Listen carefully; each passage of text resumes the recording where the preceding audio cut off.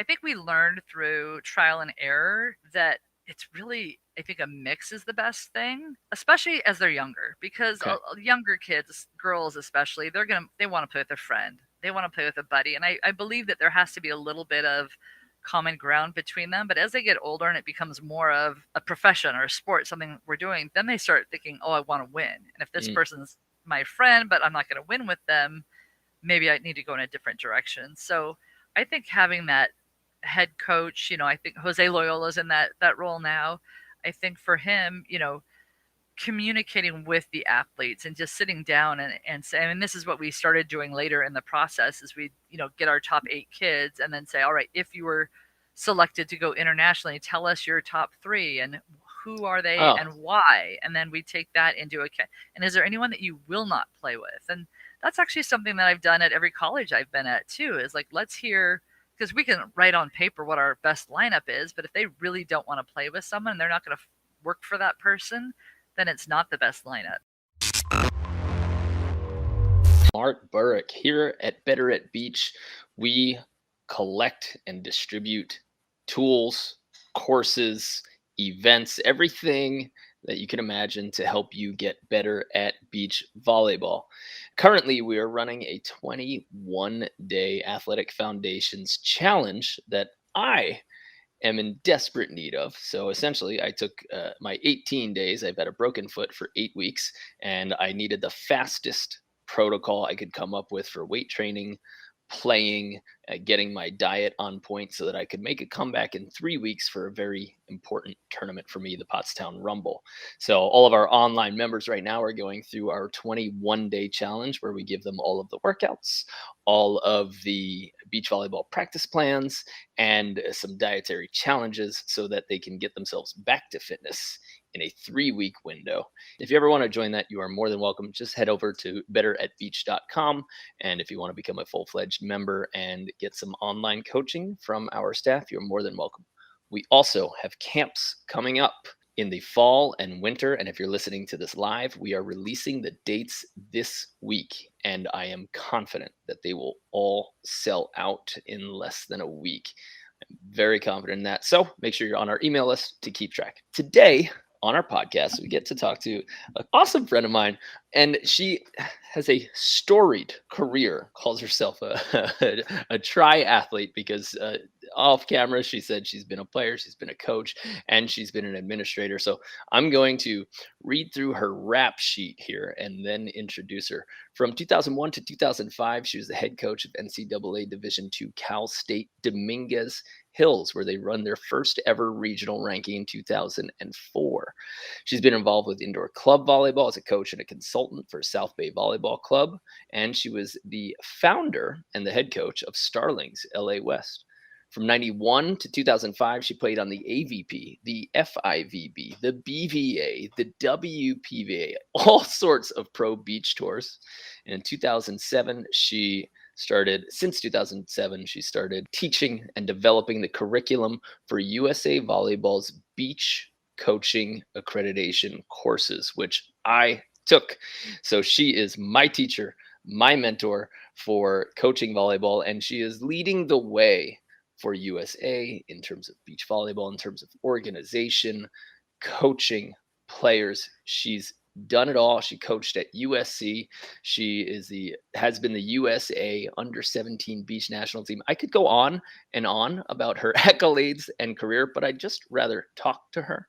So without further ado, Ali Wood Lamberson, welcome to the show, and thanks for coming on. Thanks, Mark. Thanks for having me. Absolutely. What do you make of such a long, storied career? You've done it all. You played in college. I think you played overseas in Germany, if I'm not wrong. And you've seen every side of the sport. So I'll ask you a tough question to start. Okay. Are you still in love with beach volleyball? I am. I am. And every time I think, oh gosh, maybe it's time to have a career shift or something, I think, well, what the heck would I want to do? This is great. I'm on the beach. I'm, playing sports. I still go out and play. I was at my Monday night Queens group last night with a bunch of old ladies. So, I'm still in love with this sport, and there's still so much to learn. When you made the transition from player, well, you're still a player, but when you were towards the end of your pro career, and then you were thinking, I guess you're fully thinking full time coach. Now I'm going to move into this. Was that a hard transition between playing and then just going straight to coaching, or were you coaching kind of on the side like a lot of pros are doing currently, and then it was just an easy shift where you found yourself with more time? Gosh, that's a loaded question. I was my last few years on tour, I was also a Division two indoor coach, coaching an NC2A team and teaching in their masters. First getting my masters, then teaching in the masters program at Dominguez Hills. So I Wow. was kind of already juggling a lot. And then what happened was a job opened up at USAV, and they had never really had a full-time beach staff person there. And Mhm. as a player, having played as a USA athlete, we always thought, gosh, we wish we had someone that stood up for us and knew what we needed. And I remember, I think it was Ali Corso, one of my partners said, hey, you'd be perfect for this job. And I thought, what, me? I'm still going to play. And so that was kind of how it happened. I was kind of set, I think that was 2006. I was set to play with Ashley Ivy that year.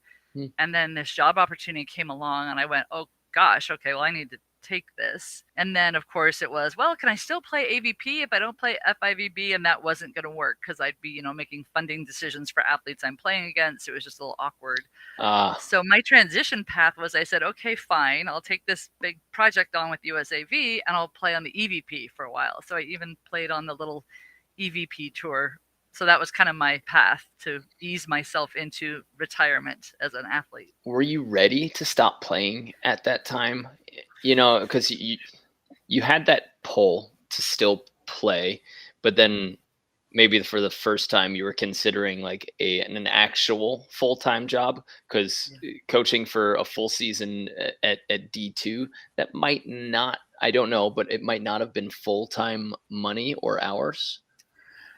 Yeah, I mean, I think I was ready to, gosh, I don't know. I remember, I think I was like 37 or 38, three knee surgeries in. Oh wow. And I remember Dana Lee saying to me, because she was one of my former partners and she had already retired. She's a couple years younger than I am. And she said, everyone always wants that one last great year, but no one really gets it. And I'm like, oh, that's a good point. And then I was talking to my dad, who was a mentor of mine, and he said, maybe the impact that you're going to leave on this sport isn't going to be on the sand. I went, oh, okay. So I think that kind of helped me with my readiness. Still sometimes I'd be at events going, oh my God, I could beat these qualifier girls. So, and it was hard to, it's hard to walk away from points and a main, you're in the main draw, but Right. it was time. It was a good time for me. Nice. Well, when you were playing and you essentially got into the main draw, let's take it back a few more years. Was there an absolute turning point that turned you on where you like, yes, I'm a pro, or was there a struggle period that got you from either qualifier status or just straight out of college into, well, now I'm a pro and now I'm internationally prepared? Did Wow. you ever feel one of those like triggers?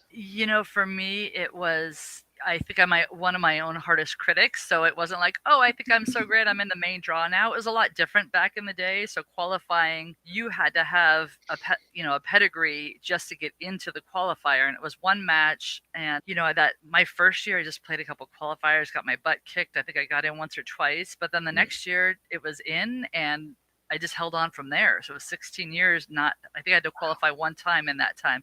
That doesn't mean I didn't have to go back to the FIVB and just slug through all of those when we used to play the country quota after the qualifier. So 6 matches in the quali and then a country quota at the Oh, end. what? I don't remember that. Yeah, it was crazy. It was really, really a neat experience in a way, because like I was playing with first Krista Bloomquist Hall and then Danielle Corso at that time, and we had so many international matches under our belt because you would go and play the quali as sometimes a double, sometimes a single elimination tournament. Then Mm. if you made it through to the final 4 or 8 teams that qualified, but there were more US teams that could get in, then we would play off against each other. So I remember one time in Portugal, we played a 2-day tournament before the tournament where we played 11 matches. We had to play Mazakayan and Denikashe 3 times because we came through the winners. They beat us. So that made us even. Then we beat them, and it was crazy. So I think, Oh my goodness. yeah. So that, I Was it mean, it's it wasn't still was it still side out scoring at that time? good question.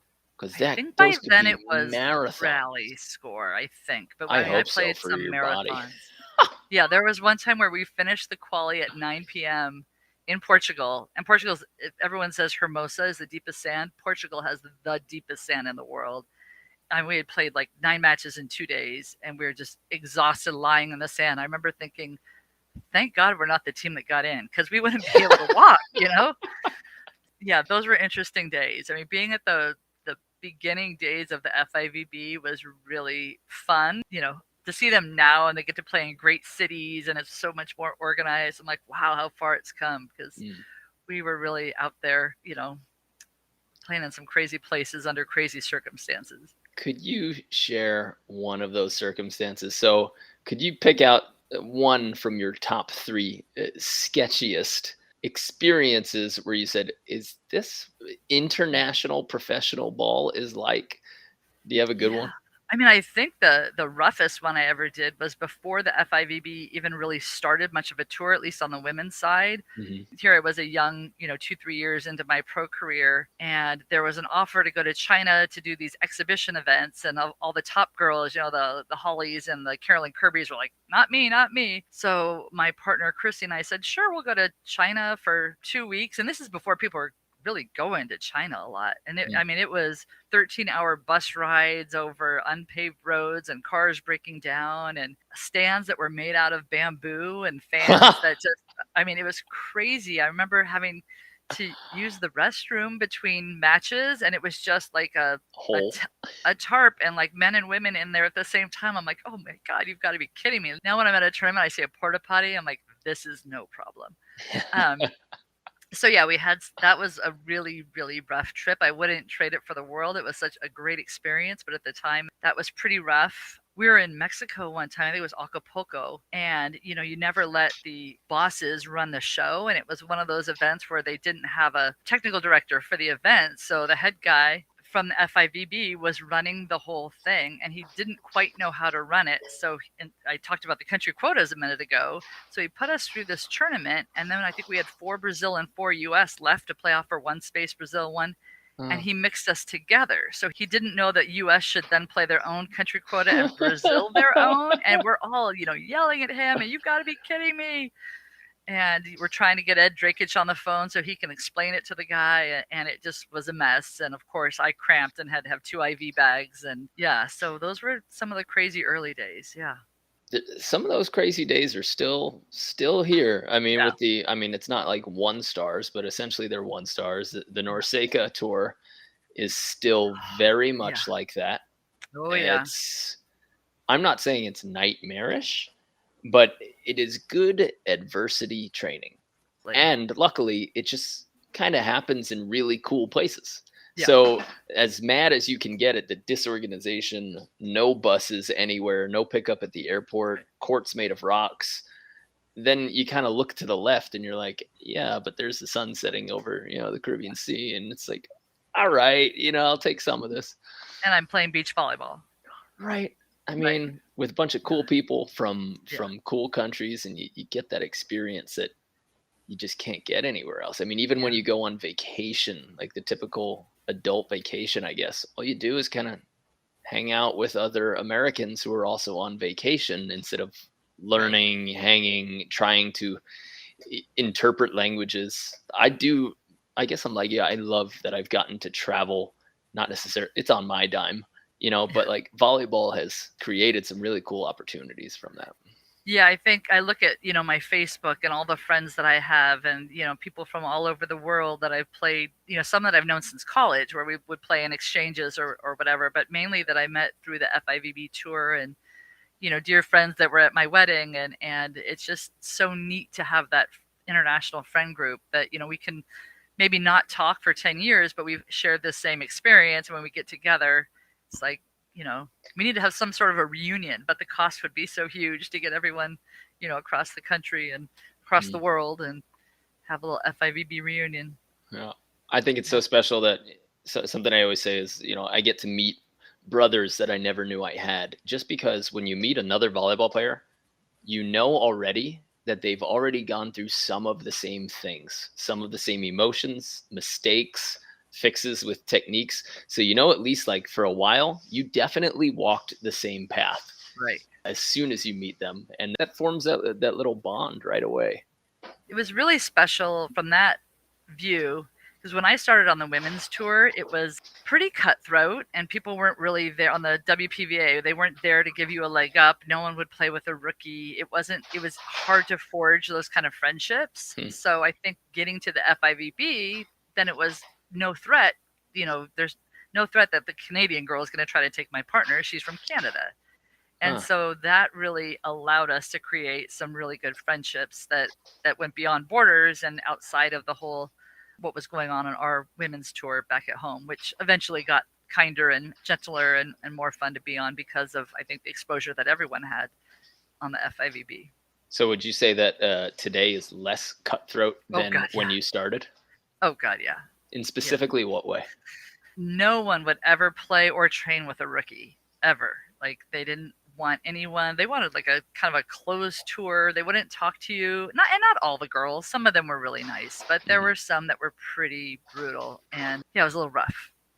And you would always hear the stories of 10 minutes before we had to call an answering machine. That's how long ago this was. So to sign up for the tournament, you leave it. Hi, this is Ali Wood, and I'm going to be playing with Danielle Corso. And LaValle had to get a message from each of us saying that we were playing together, right? And you would get a phone That's call. cool. Yeah, Okay. 10 minutes before you get a message on your machine saying, "Oh, I decided I'm playing with someone else." And you're like, "But I have 10 minutes to decide." Like, I have to find a partner in 10 minutes. So there was a lot of that happening. Oh. Yeah. So I mean, I ended up once or twice So playing with someone. someone like would Oh be yeah. like, "Yeah, we're playing together," and then call the answering machine with another partner? Yeah. Oh yeah. That's snaky. Yeah, it was pretty and it wasn't everyone, but there were a few people out there doing stuff like that. And it was just I've like, heard of that once yeah. here where somebody was ready to play on Saturday and found out on Thursday night that the person they were going to sign up with had signed up with somebody else. I've heard of that once in, I guess it's 16 years now. And I was like, I don't look at that guy the same way anymore. I don't know. Yeah. That's dirty. I had one where we took a fourth at an event here at home. It was a pretty good finish, right? And then I was going with another partner to play overseas, and the partner with whom I took the fourth with waited till she knew I was on an airplane to Italy to call my answering machine and dump me for the next tournament. Yeah, so and it was all a points thing. It wasn't because, of any way that we played. She thought she could get into another tournament, which ultimately she didn't even get into. So I think we all learned a lot from that, and hopefully we're all teaching this next generation how to treat each other a little bit better. Yeah, the points game is still very brutal. real, and I don't think humans have gotten any better at breaking up with each other in the last 30 years. But yeah, there's some guys that I know that kind of do it the way where you call and you say all this. Some of them kind of snake out with a little text, and some of them you just never hear from, so you assume or you heard from somebody else that they don't want to play with you anymore. Yeah, it's still going on.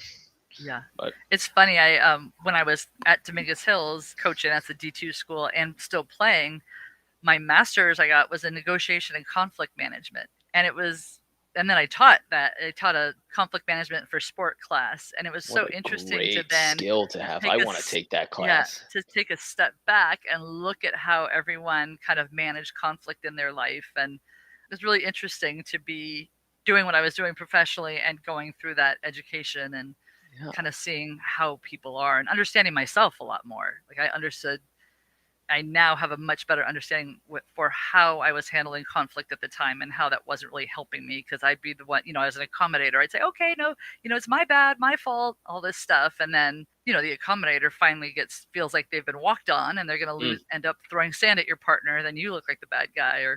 So it was really interesting going through that. And it helped me kind of figure out some partner relationships, and I use that every day in coaching and training and marriage. And what's one specific thing that you think you picked up from that class that you saw just so consistently in beach volleyball? Because the relationship and the mindset are kind of still, I don't know, they have like not a mystique, but people want to know how to handle their relationships better, or if they're doing it right, or how do I make someone better, or should I even be playing with a certain personality? So, was there anything specifically that you took from that class that you saw in beach volleyball? What needed to happen more, or what was happening too much? Well, I think it's, understanding how you manage conflict. And there's a great diagram that they have in conflict management. I can't remember the name of it, but it's a quadrant. And it talks about where you place your needs versus where you place the other person's needs. Okay. So if I'm someone that puts my needs ahead of your needs, then I'm sort of that high conflict warrior type personality. And if I'm someone who places other people's needs above mine, I'm more that accommodator. And so as an accommodator, I would kind of, I don't know if I meant to do it, but I would be seeking out these warrior types. And that can kind of clash because, as I Hmm. said before, the accommodator gives and gives and gives, but at some point they want a little acknowledgement. And so then they get frustrated. And then the warrior type is saying, well, why is this suddenly a problem now? Because you've always just done everything, Hmm. and so I think just understanding that and getting a feel for how do we get to collaboration. The next step is cooperation, and then collaboration, where both of our goals can kind of meld together. And it's hard when you're looking over your back hoping that you're not going to get dumped by someone. And I think communication and trust, and again, trust, we studied that a lot too. It's like consistency of action over a period of time builds either trust or distrust, or trust that you'll do something not good. Hmm. So there's all different kinds of trust. So those are sort of some of the topics that we talked about and learned, and it kind of helped me in my career, both as an athlete, but then certainly as an administrator and hugely as a coach. Do you think that, and because there are such relationship problems, are you of the school that the federations should choose teams, that there should be a team or a person in charge of what teams should be competing together? Or do you like the US system where we make every choice for ourselves and USA just goes, okay, go ahead, let's see how you do? Yeah, I think that's interesting because when I started the high performance program and the junior national team years ago. And I think 2009 was the first year that we did that. And I actually hired one of my old partners back to Dana Lee to be the head coach, and I was the director of the program. And we thought, well, we know everything, so we're just going to put these kids together, and they're going to be great. And of course, we put these two girls together that didn't really like each other very much, and turns out their parents really didn't like each other, and uh, they ended up playing pretty well together. But I think we learned through trial and error that it's really, I think, a mix is the best thing, especially as they're younger, because okay. younger kids, girls especially, they want to play with a friend, they want to play with a buddy, and I believe that there has to be a little bit of common ground between them. But as they get older and it becomes more of a profession or a sport, something we're doing, then they start thinking, oh, I want to win. And if this Mm, person's my friend, but I'm not going to win with them, maybe I need to go in a different direction. So I think having that head coach, I think Jose Loyola's in that role now.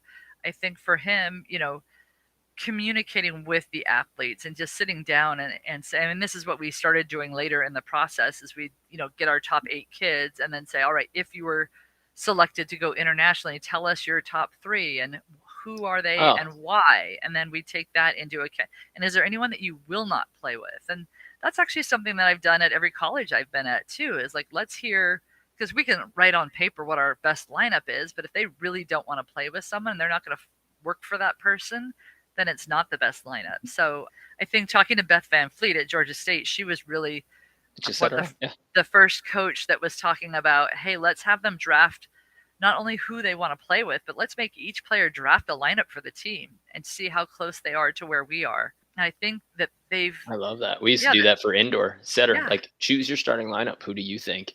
yeah, I did that for club juniors, and our college coach did that for our setters specifically. nice, And he said, like, yeah, who's your starting lineup? And we had that like old school playground stuff where it actually put me in my place as an yeah, incoming junior. I thought I was way better than somebody. uh-huh. And they lined you up and they said, pick your team. And when I got picked close to last, I was like, what? You Yeah, what's going know, on? like, first time ever in my life. You're in a Yeah, D1 program for the first time. Now you're like picked last. And I was like, yeah, even behind those guys? yeah, All right, I guess I got some proving to do. But yeah, that, to me, I took that as a very good thing. Like, I yeah. was like, huh, all right, I took that as a motivator. So It's a whole growth mindset piece. yeah. I always like to draft my indoor lineup from the NBA. Like, what if these guys all quit basketball and decided to come play volleyball? My husband and I always sit down and like draft our lineups and put them against each other. Who you got? Come Yeah. on, share it. Well, of course, Steph, because he played. We What haven't would he done it in set or hit years. outside? What's that? Would he set or hit outside? I think he'd probably hit outside. Yeah. We had Dwight Howard in the middle, but now I'm like, he's old and broken. Not I mean, moving back too in the well. day, I had Garnett as an opposite. We haven't done it in a lot of years, so we'd have to go back and rethink. This is a perfect Instagram post for us. Oh yeah, Take your dream. Oh man. Huh. And maybe we should do it from like women's track as well, or another big women's sport, because there's some monster athletes on track right now. Oh man. Yeah. All right. Nice. Thank you for the content idea. There you go. There you go. So, as somebody who's coached at all of these levels and is now kind of, still steering the national and international conversation, what do you think coaches are missing across the board? Oh, goodness. I think the coaches out there are doing such an amazing job moving the sport forward. One of the reasons I've kind of shifted into an assistant role at USA, and it's been so fun because I've assisted Fuller, and I just recently assisted Kristen Batt, and I learned so much working with these guys. I had Derek last summer, and he's great. I know, just learning so much from all these different coaches has been really great. So I think that everyone's doing a great job there. I think the hard piece is that I see someone, Mark Zen, put up a question about it, but that whole conflict management and getting them to work together well, that people part, because that's really hard. As coaches, we know the X's and O's, but we might not know the psychology of how to get people to work well with each other, and how do we motivate them, and how do we get the kids to have a growth mindset and be intrinsically motivated. And I think that's the biggest piece that we're still learning and working on. I completely agree. The emotional and leadership qualities and developing culture. Yeah. Literally anyone can teach you how to put your hands together, pass, and how to square up to your target and set. It's easy to see, but it's the intangibles that you can't physically see and demonstrate that people struggle with in a big way. Are there any quick answers that you have, like the tips that you find yourself giving the most? I think the number one thing is, I go back to my coaching philosophy, and it's all about trust and communication, and you got to get that stuff out. Like the team I coached I was at Marymount, California this last year. We had 9 freshmen and 3 COVID freshmen. So most of them new to the beach. So all new players. And we just started doing a trust circle. Whenever there was BS, going on with the team, we just sit down and say, forget practice. We're going to sit down and work through some of this stuff and talk. And we just had that whole nothing leaves the circle. We're going to talk about it. And they could say whatever they wanted to a partner or a person. I mean, they had to be somewhat respectful, but just, I think people forget to work through some of that stuff. And when we don't hear it, we don't say it. We start assuming something else on the other person's part. And so that starts going in our head. Well, what does she mean by that? And what is she thinking? And then that's where the conflict just blows up. So I think, ignoring that stuff it's only going to get worse. So just kind of hitting it head on. And no one loves, like, well, I mean, some people do, but how many people wake up and go like, gosh, I really want to talk to Mark today about that really uncomfortable issue that we're both skirting. No one feels that way. Yeah. But to really sit down and hit it on the head, like afterwards, you're like, oh my goodness. It was to the point this year where I'd say circle up, and the girls would say, you're not going to make us all cry again, are you? I'm like, no, that's not what it's about. But, we had some really breakthrough moments, and then some leaders started to arise, and the trust and the commonalities between the athletes started to develop. And so I think that kind of thing is important. How do you facilitate that specifically? So when you get them into a circle and you're like, hey, there's stuff we need to talk about on the team. Do you say, mention your first something you hate right now, or do you give like, hey, everybody has to present a sandwich? Do you have a totem that you pass around? So if you were to teach this to me and I had my club team right now and you needed to tell me exactly what you did and how to do it, how would you do that? I would give you a couple different examples. So, Okay. if there's not a specific conflict, then I just start with some team bonding things. Maybe there's like we were very divided into this year into the party girls and the not party girls. So we came up with a team bonding thing where they all had to participate together or they weren't going to be able to complete it. They physically had to do stuff together. What was that? So we do this thing where they don't know what's coming. They all take if it's indoor, they take a knee pad. If it's beach, they take a flip flop, and they put their heels on the sideliner end line, and they lie down so their head is off the court, Okay.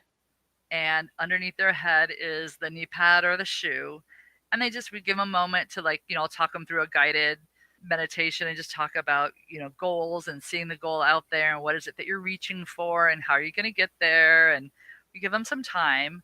Then we say, okay, open your eyes, leave your item, whether it's a shoe or knee pad, where it is, and come onto the court. So they come onto the court, and I said, you now that knee pad is your, or that flip flop, that's your goal. You can't leave the court. You can't touch any of the sand outside the court. How are you going to get it? And what they'll quickly realize after, trying to reach and do all these things is that they have to use the group as a whole, and they have to kind of come together and talk it through and use the group as a whole to lower the person. And if they each have it behind their head, then it should be something that they can reach with help. The short girls is going to be a little bit closer and the real tall girls will be a little further. And it's a real good trust moment because they'll fall down and they'll fail a couple times and they'll say, hey, you come over here and I really need you to support me and grab my legs. And it's just kind of a fun one. I think it's there's a video of us doing it on the MCU Instagram because we did that with that. I do it with every national team group. Now the secret's out so the kids know it's coming. Cool. But yeah, that's a good one just to get them working together. We did the stuff where you reach across and hands and then they have to untangle themselves and stuff like that. You think those are truly valuable? I always looked at them as like, yeah, we get to laugh together. Yeah, we get to understand each other and fight outside of volleyball, because sometimes volleyball becomes the main stressor. Yeah. Even when it's supposed to be like your outlet and your fun. Yeah. So I like creating activities. I just wonder how, you see it in movies and you hear people recommend it, but do they really form bonds? They really strengthen teams? I think so. I mean, the feedback's always been pretty good. You have to figure out how much practice you're willing to skip for those kind of things. But I think that, especially for girls, because there's the whole girls have to bond to battle where guys battle to bond. I've said that exactly a few times on the podcast, but could you explain what you mean by that? Because this is in the USAV coaching book, right? Well, yeah, and Kathy DeBoer wrote a really good book about it. But it's just that the way that the general female psyche is that we have to kind of be friends and bond together before we're going to fight for each other, before we're going to battle and put ourselves on the line, where guys create that bond through the battle. So they'll get out there and because we have the same uniform on, we're going to battle. And then through that action, we're going to bond. So it's just a kind of and I mean, these are generalizations. I remember the first time I heard that, I was like, I'll battle with whomever. But, but then you step back and you're like, oh, yeah, okay. That kind of does exemplify the experience I've had as a female athlete. So just creating those opportunities to kind of connect with each other. We did another fun one. We did this going into the 3 or 4 years ago. We had it was like 3 international events with the U19. So it was the NORCECA qualifier, the U19 World Championships, and the Youth Olympic Games all in one summer. So it's a pretty big summer for these kids. So we set up an obstacle course and then blindfolded one partner, and the other one had to talk the other partner through it. I used to play Tetris like that with my brothers. Oh yeah, it was so good. And I mean, the girls that I had on the team and the guys that year they were so awesome, and they just embraced everything, and there wasn't any conflict. They all got along. But that was really, that was a superior group of kids. That was, cool. Newberry and Lindsay Sparks and the Norses, and what a fun group. But we had so much fun doing stuff like that. And I think it really kind of just opened up that bonding to battle piece for them. Do you think that pro teams should be embracing some of these? You know how the AVP is. There's partners constantly shifting, constantly leaving, lots of ego and then money on the line.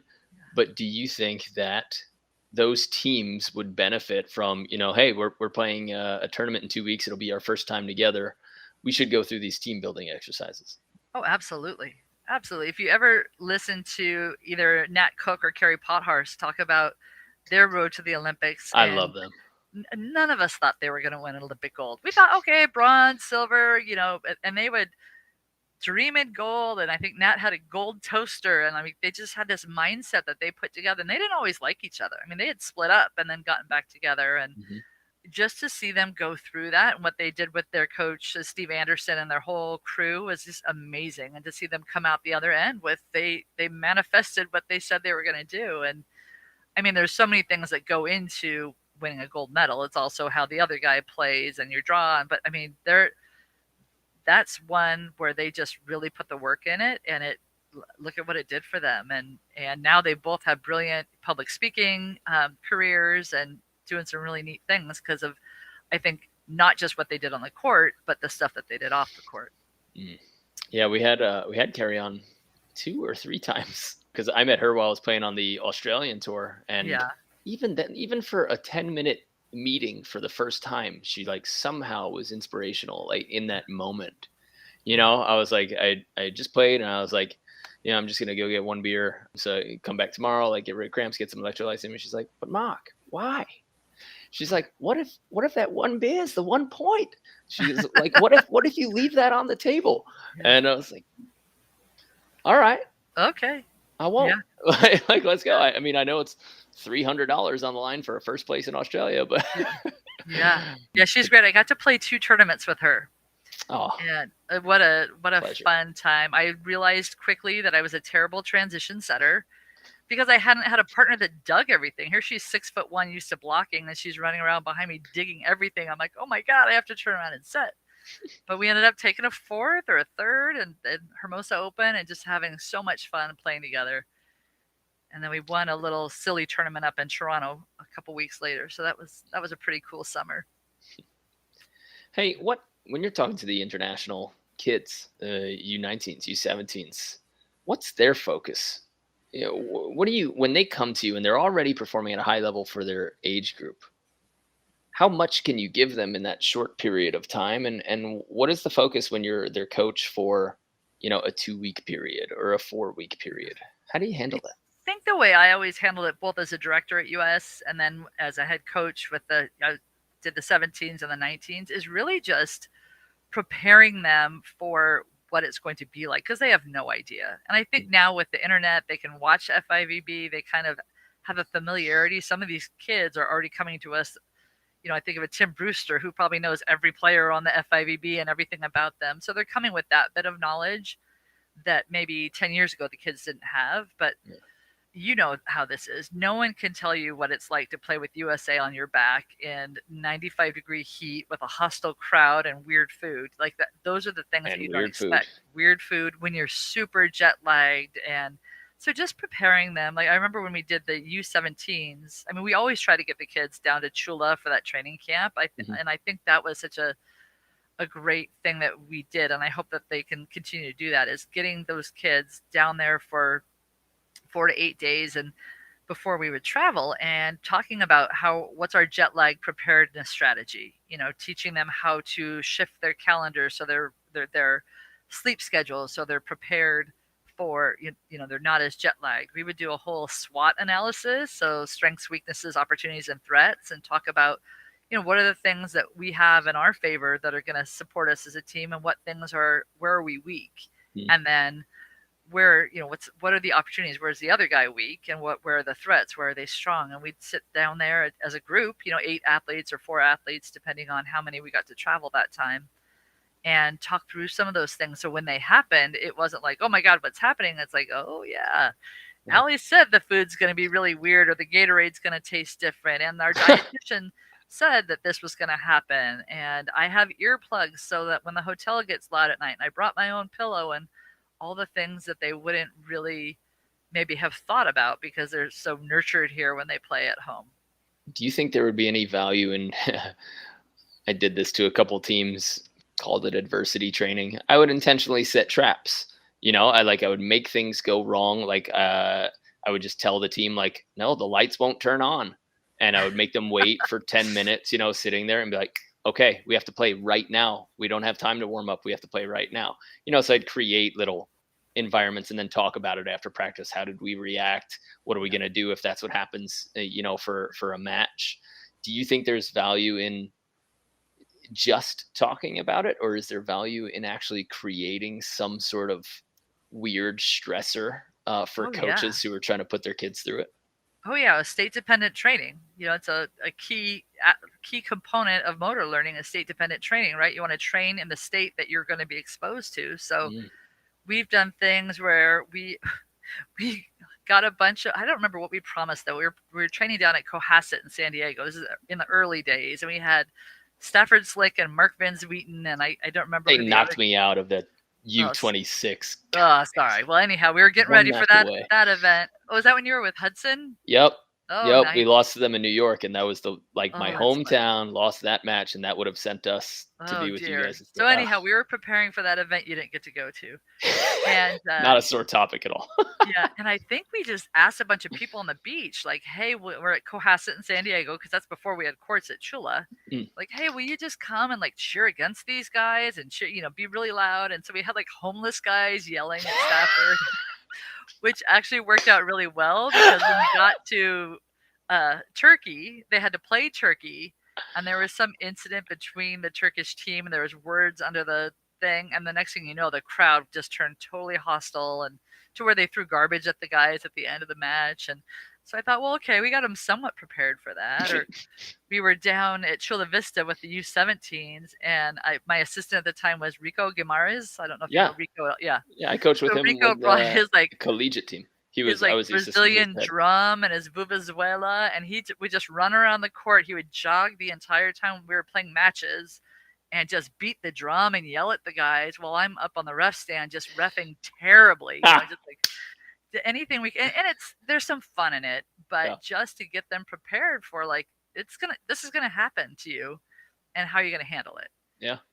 So yeah, I think all of that stuff, to where, I mean, I was just talking to someone the other day when we would, as a player, when we would play in Brazil, I'd always go to Bay Club, Spectrum Club back at the time, and go into the steam room, and I would jog in the steam room, and people would look at me like I was insane, but just to get used to that feeling of like oppressive heat. And of course you can't keep that up very long. You're going to pass out, but just to kind of prepare for what is it going to be like to be in super oppressive, humid, hot environment and have to get up and be physical in that environment.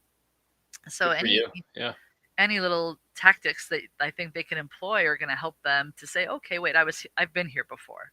I know what this is like. Yeah. I like that. Yeah, we had batteries and pennies threw at us on some courts in Puerto Rico. It was like, yeah, nice. There's some interesting times. Yeah, and I like a little bit of exposure. Like, hey, it's not going to be perfect, so here's what it's going to be like. And you kind of laugh at the coaches that do that and like talk friendly smack. And Adam Sandler just had a movie that came out where he's an agent / coach, and he's talking trash to his player.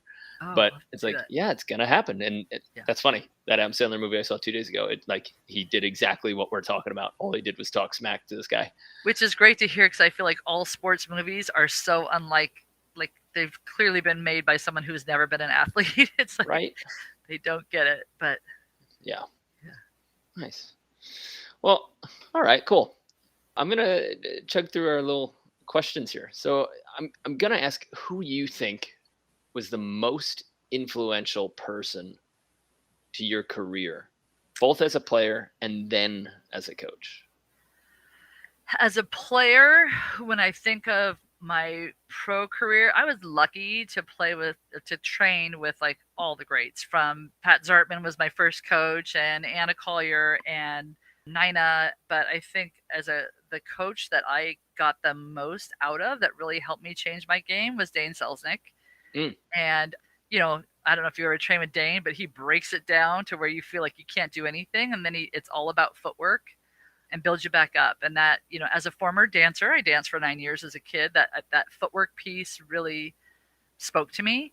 So I think that, and then as a player also, I was lucky enough to hook up with a strength coach about 4 years into my pro career. I remember being in Kauai. It was like an invitational in Kauai, and I was playing with Wendy Fletcher. I don't remember who we were playing, but it was like 12-12 old school scoring at noon. and I felt like my head was on fire. It was so hot, and I thought to myself, I would like to be any place but here right now. And if someone would just tell me the result later, yes, you won, yes, you lost, I didn't care. And that I've never not cared about winning or losing, but I was so hot, I was so fatigued. It's the old Vince Lombardi, was it fatigue makes cowards of us all? And that's how Mm. I felt. And it was the last tournament of the season, it was October. I remember thinking, I never, ever want to feel like that again. So there was this guy, Mark Hoffman, we just call him the Angry Inch. He was a strength coach that was working with a couple of the athletes. And I just called him up and I said, I want to be your client. And I was with Mark for 11 years, and he Whoa. completely changed my, the way I thought, the way I ate, the way I trained, everything about my game. And just, What did he not do the easy. differently that, I mean, as a pro, you're already in there. You're already keeping things tight. What did he do and add that was so game changing for you? I think it was, first of all, just getting me the periodization. There weren't a lot of trainers out there that understood beach volleyball yet. So having my plan be periodized and then having it all work together. So my sprint training and my lifting work together, and it was a lot of experimentation. I remember the first couple of years, I'm an athlete that puts on muscle pretty easily. Mm. So the first few years I was like, I remember coming home one day and my boyfriend at the time was like, "Hey, I love how hard you're working. This is great, but how big are you going to get, Ali?" I'm like, "Why do you ask?" Um, but just kind of figure, and I did. I mean, that's a funny way to describe it, but I did realize I was lifting too heavy at that time, and like I could jump really high, but we're like, hey, I'm a little slow-footed on defense, so just finding that, how do we fine tune it? So I think just I knew having, somebody like that who could keep lifting. Her strength just kept going up, and her coach was like, "You can go more. You can go more." And she goes, "You don't understand. I could lift this easily." She yeah, goes, "I could lift 2 times this, but I'm getting slower because of how big I am, and right, I'm a setter. yeah, Even though I could be stronger, what more benefit do I have when like all I need is speed and precision?" right, And so her strength coach was kind of off the mark, and she was terribly uncomfortable with all of it when she was like, "This doesn't make any sense." yeah, So it's interesting that you said that, like, yeah, even though you're yeah, getting bigger and stronger, it might not be helping your game at some right. point.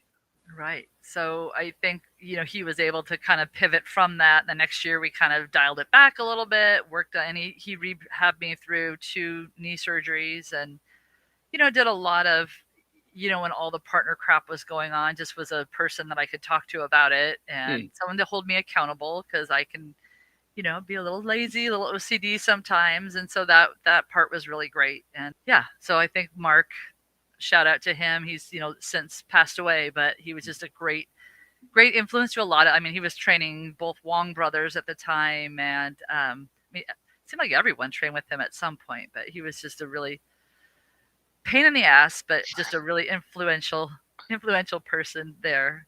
And then I think my career. Could I just ask one question before Oh, you go on? Because I know what went through every one of our listeners' minds right now is, she said strength and sprint training.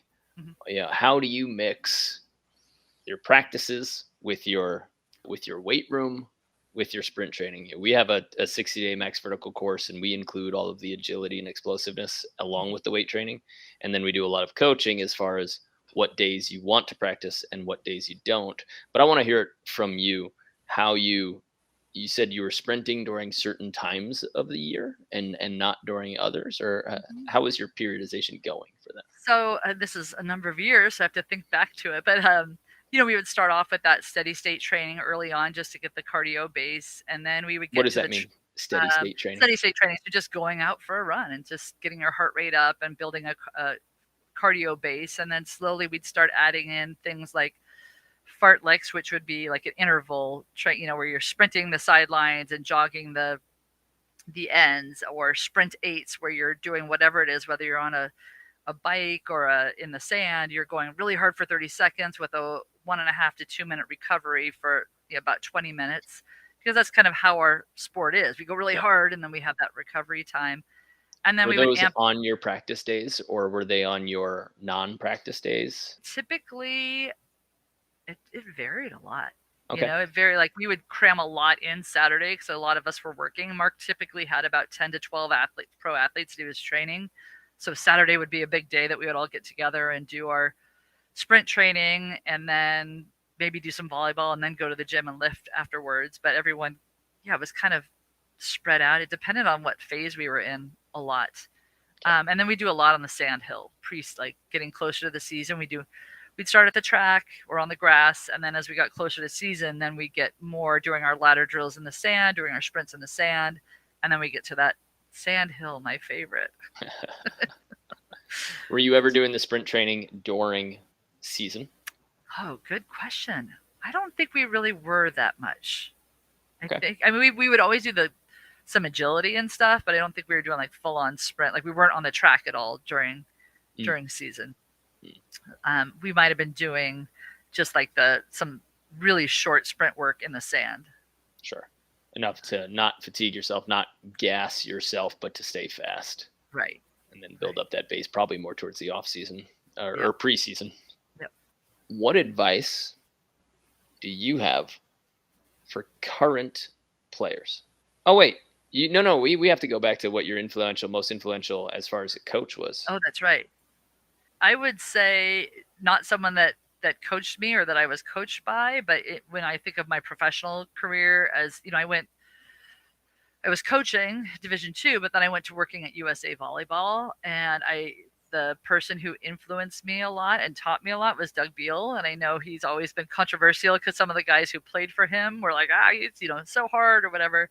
But as a CEO of USA Volleyball, he was the most fair and balanced person. He was willing to call BS when he needed to, and just gave me the support to grow the program. And I still talk to him on a regular basis. He's a great guy. So I think, yeah. And then some of the people that I got to work with throughout the beach coach accreditation program have been amazing, which is now called just beach education through USA Volleyball. They're actually rebooting it, but just getting to talk to the Bill Nevilles of the world, or the Hugh McCutcheons and Sue Gonzaski, and a lot of people that come from that indoor world. And then I find a lot of inspiration from the people that, we've kind of collaboratively have grown this sport together. And I just love sitting down with Wayne Hawley and talking, beach volleyball, or John Aharoni and Tyra Turner, and just some of the people that I've gotten to work with there. So I think there's been a lot of people kind of cohesively influencing each other. It's been really cool. And as you mentioned Wayne, and you guys he formed a company about a year and a half ago, right? Called Beach Prospects. And then he recruited you. Yeah. Yeah. So Wayne was at Tulane and then Georgia State, and then decided that he didn't want he wanted to do something different. So he started Beach Prospects, which is a beach recruiting consultancy. We don't really call ourselves a service because we don't do what a traditional college basketball service would do. What we do is we contract with different kids who are getting recruited or want to go through the recruiting process, and we help them navigate that process, everywhere from kind of doing an analysis of their athletics, their academics, and some of the social things like what part of the country do they want to be, what division they want to play, that sort of thing. And then creating a target list for them of, here are the schools that we think you're a good fit. Because, every kid wakes up and goes, I want to play for USC or Florida State. And that's not really, or UCLA, sorry, Stein. That's not really the reality for every beach volleyball player. So just helping the kids explore what's out there, and then helping them learn how to talk to a college coach, what the recruiting rules are, just kind of supporting them through the process.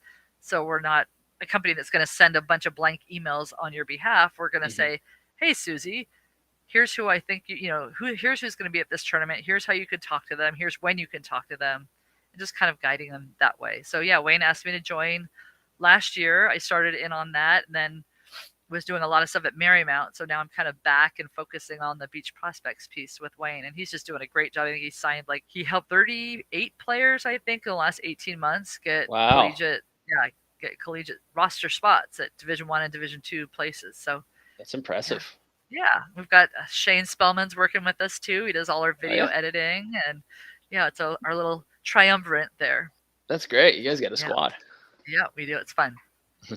Nice. Is there a big mistake that most people make that you immediately, do you guys have a top 10 list that you can just give to everybody, assuming that they'll need to know this? We talk about what are our big threes, the three things you must know. And for me, as a college coach that, has gotten all the video and gone through the recruiting process at the Division 1, Division 2, and NAIA level.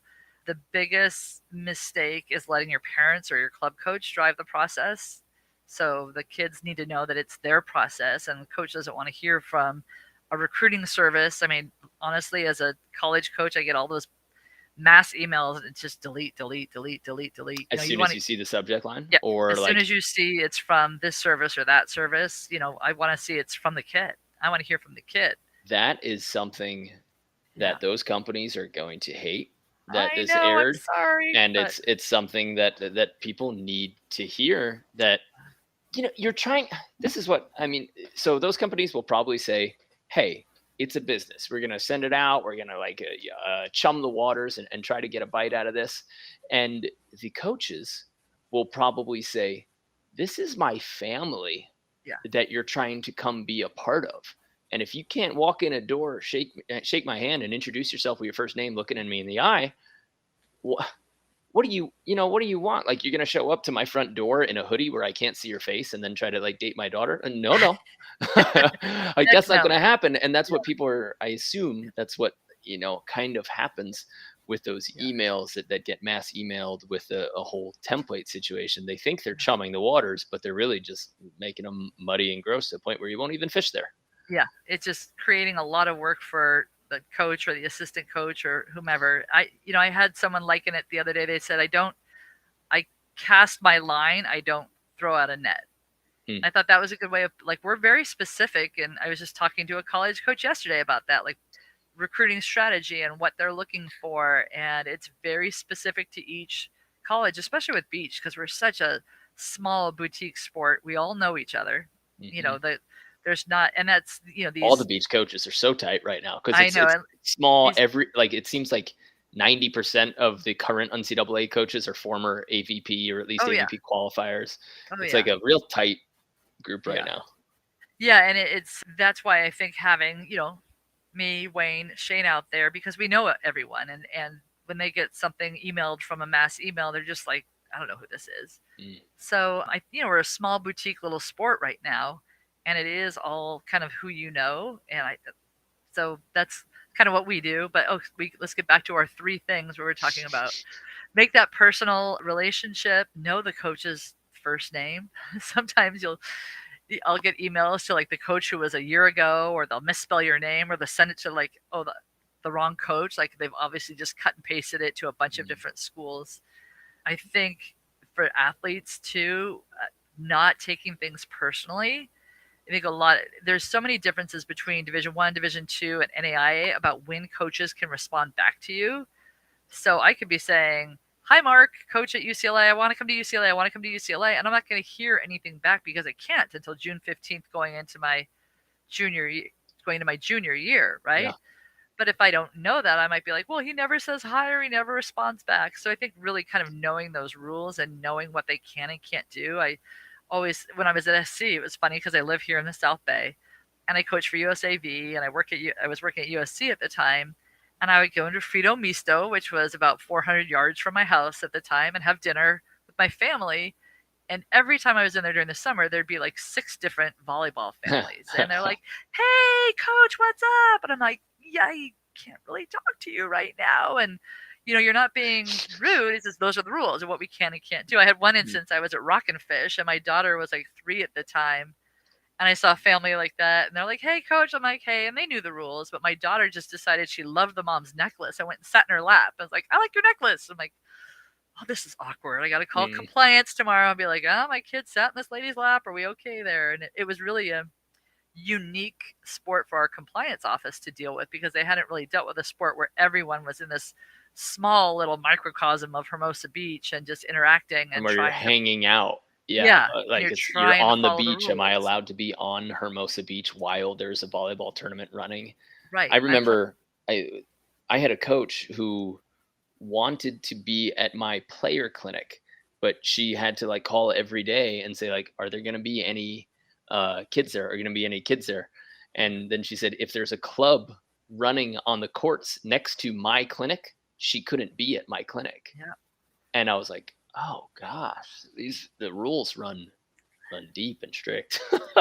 I remember when I was at SC, my niece was playing club indoor volleyball, and I wanted to go watch her play. And they're like, well, she's not your daughter, so you can't go. I'm like, but she's my niece. She lives with me. She's lived with me for years. Like, I'm her guardian. Can I go see her play? So finally they said, okay, you can go see her play, but you can't look at any other team. So I'm like, okay, you've been to like Momentous in those gyms. I'm like, I've got to walk through a 32 court gym like this. And then it was not only could I only watch her team play, but then I couldn't talk to Mick Haley, the indoor coach, for a week afterwards. So like I'm just supposed to walk by him in the hall. And granted, my niece's team was in like third or fourth division.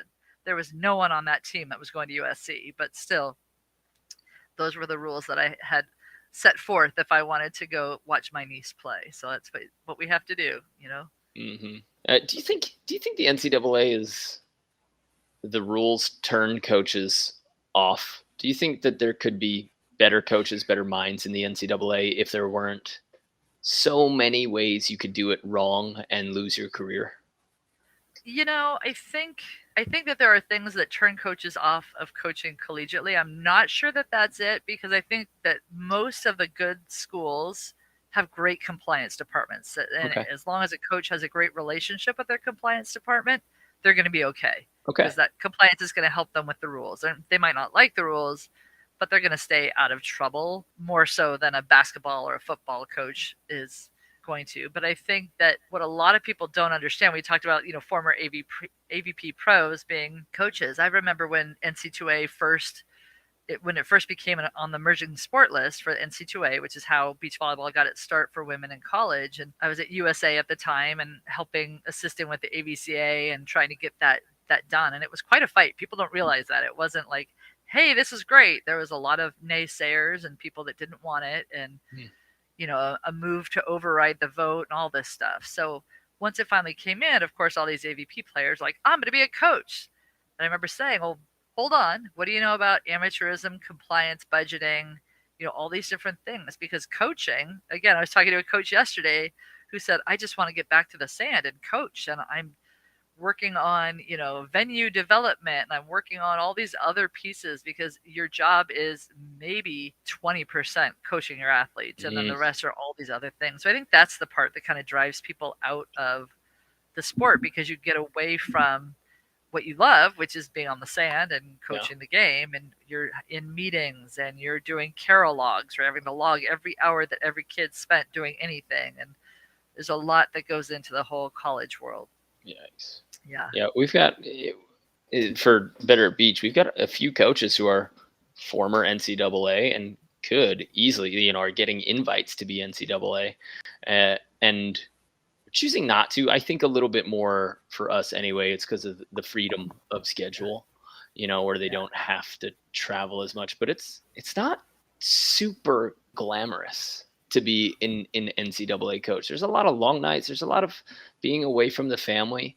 It's rewarding as hell to take kids from that transition, turn them out as good quality people a few years later. You know, I've been lucky to be under the influence of coaches who believed in people more so than they believed in volleyball. And, you know, I was lucky enough to be a beneficiary of that. But some of them, they also, like you said, they don't have the the relationship training, being able to navigate those where they're just trying to play volleyball. And then the other stuff like venue selection and hourly stuff that gets in the way. So then they start resenting that. And then, yeah, I wonder what the answer is for somebody who just loves coaching volleyball.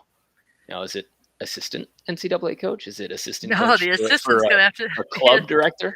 The assistant has to do all that administrative work that the head doesn't want to do. At some So, places. Some places the head takes that's true. all of that, and then the assistant is the court coach. That's true. Yeah, I mean, I think coaching, if you're okay with the travel, coaching on the international tour, then you can really impact one or two teams that you're working with. Money. Yeah, I know. And it's brutal travel. Brutal travel. That's why they're all young guys out there, right? I think running clubs, I mean, look at what Patty Dodd has done with her club. I mean, that's impressive. And She's Holly a and force. Yeah, and Holly and Barb and Eric with Elite. Just, I mean, they've got such a nice little niche there. And I always say, I'm going to do the same thing down here, but I don't have the commitment that they do here. I had my little group for 2 years here in South Redondo and took a break this year because of, working at MCU, but it's a lot of work to put in and grow that kind of a thing. And that's impressive what they've done. And, they get to be on that beach with kids. But I always think of that graphic that you see. I don't know if you see, it's an iceberg, and the little tiny bit of the iceberg is above water, and it says what my friends think I do, and it's Hmm. X's and O's, and then what I actually do, and it's budgeting, recruiting, and all these different things. And I think any part of coaching, unless you're just running your kids AYSO team or something, you're going to be Right. doing all those pieces. You might be fundraising, you might be budgeting, you might be doing all of that. So when people say, I want to be a coach, I want to do what you do, it's like, well, think about that, because there's a lot that goes into it. And I, someone asked me, how do you feel successful as a coach? I'm like, part of that's when a kid tells me I want to be a coach. I mean, I just had dinner with Carol Hamilton Welcher. I don't know if you know her, but I was Yeah. her indoor college coach. And talk about putting a lot of work into a kid, but to see her, coaching and thriving and being a parent, like that's huge. Or I just got a email and a T-shirt from a kid that I coached USA, and then she went to Tulane. I coached her there, and she went on to she's working for NASA now, and she's a rocket Whoa. scientist. And those kind of little things, like that's better than any NC2. Well, maybe not, but that's equal with an NC2A championship. Hmm. That success and seeing those women and men that you've gotten to influence and how they've succeeded in their lives is pretty cool. Pretty cool. And you can, it might not, you can win a championship and not necessarily have had a perfect influence or a good influence on people's Yeah. lives, Yeah. So in my mind, that is worth more than an NCAA championship, to see Yeah. somebody who can go carry on, create a good family, create a good community Yeah. around them, and make the world better versus a ring. Yeah. I would choose the person first. I got to run a Starlings program. With anyone that's not familiar with Starlings, it's club volleyball for kids that can't really afford clubs. So when Byron Schumann called, he's the founder of Starlings International program. He called me a couple of years ago, gosh, a couple like 20, and said, "Hey, we have this team. Maybe one of your Dominguez players would want to coach it." And I had been coaching at South Bay for all these, rich kids, and I was like, "What, kids that are appreciative? I'll take it." And it was in Athens Park, which, if you're not familiar with Athens Park in LA, it's where the Bloods were formed. Okay. And we were it was an at-risk program for LA County probation, where the probation officer would unlock the gym and let us in and lock us in the gym. And here I was driving my little beach volleyball Scirocco Volkswagen down to the hood and coaching these girls. And I ran it there for like 2 years, and then we lost funding, so I took it to Dominguez. Then we were at like Boys and Girls Club event, and we just were moving around to try to help these girls. I did that for 5 or 6 years, and those are some of the girls that I still talk to Mm. on a regular basis, and what amazing strides they've made in their lives. And there's one or two that are coaches now, which is great. One that got a D1 scholarship, and just a really neat group. And I wouldn't trade that experience for any. So I think that running the gamut of coaching from a Starlings all the way up to a USA program, it's been really cool to see the different levels. And a coach is a coach. You get to, what is it? We are influencers. Everyone likes to use that word. I'm going to be an influencer. I'm like, really? Somebody just called me that, and I was like, oh, Oh but I guess I God, am. you are, because you're a coach. You Yep. are, because you're a coach. Yeah. Yeah. We're the OG influencers. There you go. There you go. One last question. What was the best choice you've made in your volleyball career between playing, coaching, administration? What do you think has been the best choice? Good question. It's a tough one. Being down by a few points, 5 or 6 points, and deciding to jump serve the heck out of the ball in the Manhattan Open when I had just had knee surgery. My partner was sucking, and we were playing the Hawaiians, and I'm like, I really want to win this game. And I just went out and just cracked some jump serves and ended up winning. No, I'm kidding, though. That was a good choice. And I people need to remember that there's a time when people are going to hate on this. Bring on the hate mail, everybody. But there's a time that I call it's time to whip it out. Yeah. Yeah. Like, this is the time where, like, you're in a slugfest, and it's who's going to swing harder first and dictate the action. Yeah. And you know, you got to start at some point. The strategy, the numbers, the like what we're doing, you got to come out with it Oh and yeah. say like, here we go. You know, You got it's to not do that. always, Yeah. but if you're willing to do it at the Yeah. end, I think you're going to win more matches than you'll lose. Yeah. Okay. And your Um, second best my choice. second, I think the choice to finally leave my pro career and take the job at USAV. And I had no idea what that job. I mean, when I got hired there, the job was really just to manage the elite athletes that were trying to get to the Olympics. Mm. But then I kept saying, oh, there's a need for someone to do junior international. There's a need to have someone help with this and coaching, and how it just blossomed into so many cool projects that I still, I've seen other people get to run with after I left there. And Yeah. I think that was a good choice. And it was hard. Every single day of it was so hard, and blood, sweat, and tears, and 80-hour weeks at some point. But I think that that was a really good choice, because I can look back now and see, how that's grown, and how we now, part of that was work went into getting NC2A volleyball to be a thing, and coaching education and all these different things, and a funding program for the athletes. And so and again, getting to work with those mentors that I talked about, whether it was Doug Beal or Bill Neville or Cecile Renaud, and just getting to be in a part of that world was really cool. Nice. Yeah. That's great. Do you have any advice for anybody going forward? Don't hold back. Just go for it. Just like at that, when you're down 10-14 or whatever, just go for it. I say that though, and then there's always like the crazy person that's like, I'm going to be a pro. And you're like, oh gosh, no, you're not. So let's go back. Let's dial that back. Communicate with people. I think that's really important. Get some people that are honest with you.